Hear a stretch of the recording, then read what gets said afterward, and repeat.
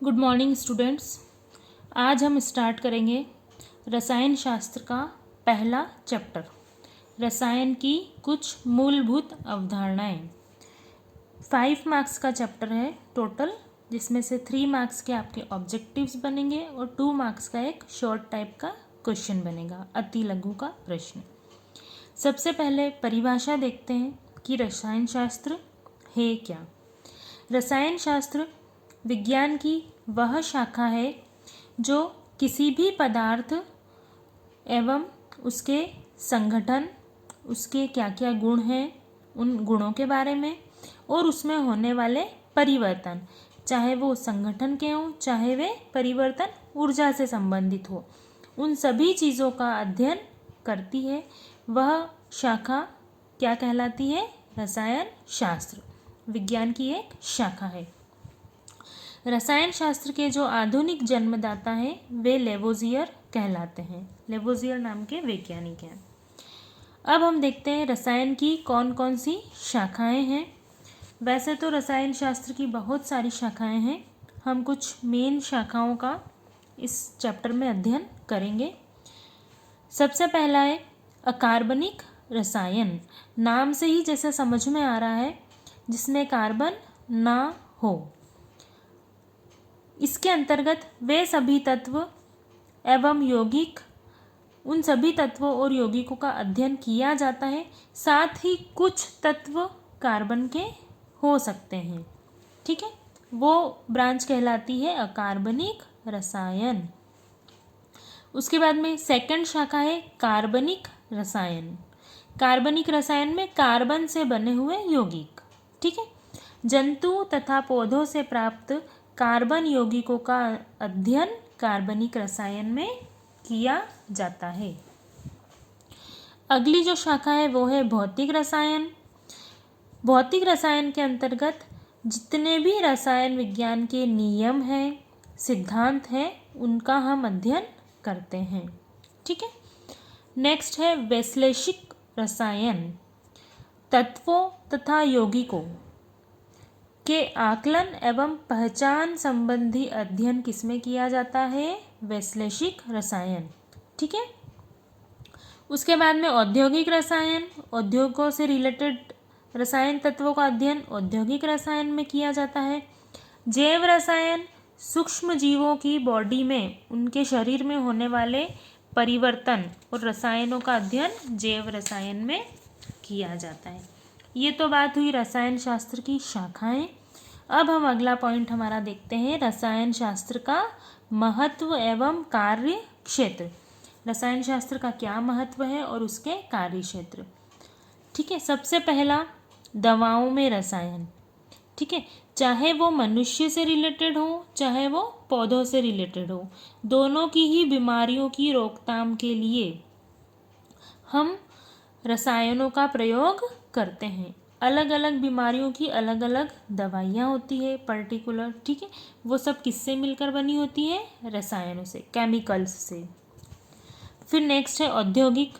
जितने भी उद्योग धंधे हैं उन सभी में भी रसायन शास्त्र का महत्व है। कुछ एग्जाम्पल मैंने यहाँ पर लिख रखे हैं, जैसे कि रेयॉन, नायलॉन, ऑर्लोन, बेकेलाइट, प्लास्टिक, रंग, पेंट, सीमेंट, कांच आदि। कृषि में रसायन,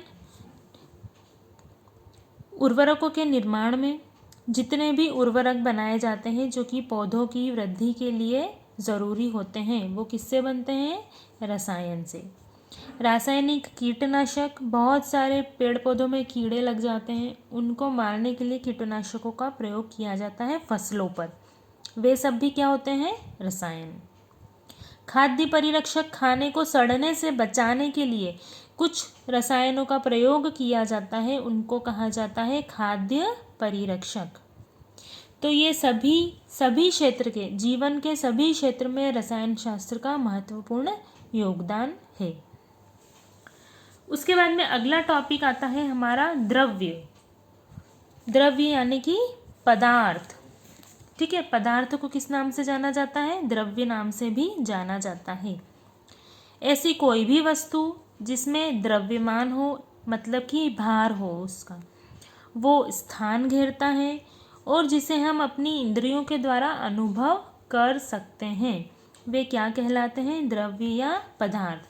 फॉर एग्जाम्पल, उदाहरण के लिए मैंने यहाँ पर ये पेंसिल रखी है।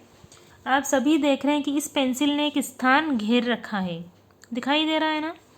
इसने एक स्थान घेर रखा है। इस पेंसिल में कुछ वजन भी होगा, इसका कुछ भार भी होगा, जिसको हम द्रव्यमान कहते हैं, और इस पेंसिल को हम छू के महसूस भी कर सकते हैं। तो ये एक प्रकार का क्या हुआ? पदार्थ या द्रव्य। उसके बाद में हम देखते हैं द्रव्य का वर्गीकरण। दो प्रकार से किया जा सकता है, भौतिक वर्गीकरण एवं रासायनिक वर्गीकरण। भौतिक वर्गीकरण में जो चीज़ हमें दिखाई देती है नॉर्मली, फॉर उदाहरण के लिए हम देख सकते हैं, जैसे कि पानी का यहाँ पर मैंने एग्जाम्पल लिया है। ठोस, पानी की 3 अवस्थाएं होती हैं, ठोस, द्रव और गैस। ठोस अवस्था में पानी जो है वो बर्फ में परिवर्तित हो जाता है। द्रव अवस्था में पानी जो हम सामान्य रूप से यूज़ करते हैं पीने के लिए और दूसरे दैनिक कार्यों के लिए। गैसीय अवस्था में जल वाष्प के रूप में दिखाई देता है। तो ये पदार्थ का भौतिक वर्गीकरण। उसके बाद में पदार्थ या द्रव्य का रासायनिक वर्गीकरण। समांगी पदार्थ एवं विषमांगी पदार्थ। समांगी पदार्थ में पदार्थ की जो अवस्था है वो क्या होगी? समान होगी। कैसी होगी वो? समान होगी। मीन्स उसके जितने भी अवयवी कण हैं वो एक जैसे होंगे, समान होंगे, वे क्या कहलाएंगे? समांगी पदार्थ। जैसे कि कॉपर हो गया, हाइड्रोजन हो गया, एक ही प्रकार के तत्व दिखाई दे रहे हैं हमें, इसलिए ये समांगी पदार्थ हुए। विषमांगी पदार्थ में क्या होगा? जो भी पदार्थ है जो उसके अवयवी तत्वों से मिलकर बना हुआ है, उनकी अवस्थाएं क्या होंगी? अलग अलग हो सकती हैं और हम उनको अलग अलग कर भी सकते हैं, पहचान सकते हैं। जैसे कि हमने नमक और शक्कर मिक्स कर दिया आपस में, नमक को हम अलग देख सकते हैं और शक्कर को हम अलग कर सकते हैं। तो वो हो गया विषमांगी पदार्थ का उदाहरण। कार्बन और वायु भी धुएं के अंदर होते हैं, तो ये भी एक प्रकार का विषमांगी पदार्थ है। उसके बाद में, ये तो हमारा टॉपिक था द्रव्य। उसके बाद में हम देखते हैं तत्व। तत्व होते क्या हैं? पदार्थ का सबसे सरलतम रूप, जिसको हम अपघटित नहीं कर सकते हैं। अपघटित मतलब उसको हम और सरल रूप में परिवर्तित नहीं कर सकते हैं, उसको हम तोड़ नहीं सकते हैं, वो क्या कहलाता है? तत्व कहलाता है। दूसरी परिभाषा देखें तो, वे पदार्थ जिनमें केवल एक ही प्रकार के अणु विद्यमान हो, उन्हें क्या कहते हैं? तत्व। एक ही प्रकार के अणुओं से मिलकर बनने वाला पदार्थ तत्व कहलाता है। जैसे कि हो गया आपका गोल्ड, सिल्वर, हाइड्रोजन और कॉपर, ये कहलाते हैं तत्व। उसके बाद में आते हैं यौगिक।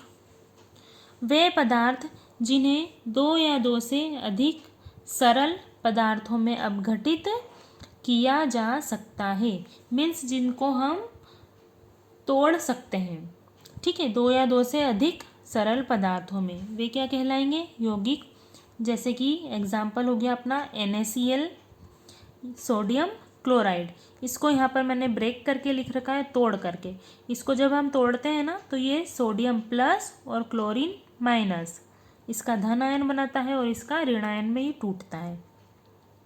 कार्बन डाइऑक्साइड एवं जल भी यौगिक के उदाहरण है, ठीक है। उसके बाद में अगला आता है मिश्रण। मिश्रण क्या होता है? किन्हीं भी 2 पदार्थों को या 2 से अधिक पदार्थों किसी भी अनुपात में आपस में मिक्स कर देना, मिला देना, वो क्या कहलाता है? मिश्रण। 2 या 2 से अधिक तत्वों अथवा यौगिकों को किसी भी क्रम में अथवा अनुपात में मिलाने से प्राप्त पदार्थ को क्या कहते हैं? मिश्रण कहते हैं, ठीक है। अब मिश्रण के प्रकार यहाँ पर बता रखे हैं, समांगी मिश्रण एवं विषमांगी मिश्रण। सेम है।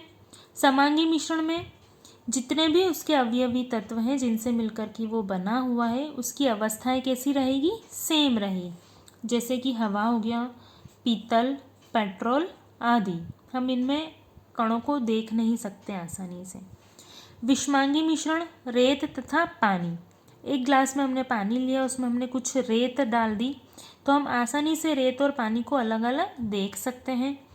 दूसरा उदाहरण दे रखा है बालू और लोहे का बुरादा। इनको भी हम आसानी से अलग अलग कर भी सकते हैं और अलग अलग देख भी सकते हैं। तो ये उदाहरण हो गया हमारा विषमांगी मिश्रण का। ये हमारा रसायन शास्त्र का पहले अध्याय का पहला पार्ट था। कुछ बेसिक चीज़ें थी जो हमने पूर्व की कक्षाओं में भी अध्ययन कर रखा है। इसके आगे हम देखेंगे अगले टॉपिक में, अगले वीडियो में, रासायनिक संयोग के नियम। कुछ नियम हैं, 4 से 5 नियम, वो हम अगले वीडियो में देखेंगे। Thank you.